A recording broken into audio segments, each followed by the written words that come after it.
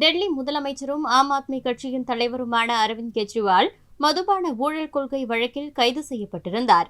தற்போது நிபந்தனை ஜாமீனில் வெளியான அவரின் ஜாமீன் காலம் முடிவடைந்ததால் மீண்டும் ஆஜராக உத்தரவிடப்பட்டிருந்தது. அந்த உத்தரவை ஏற்ற அரவிந்த் கெஜ்ரிவால் திகார் சிறையில் ஆஜராக வருகை தந்துள்ளார்.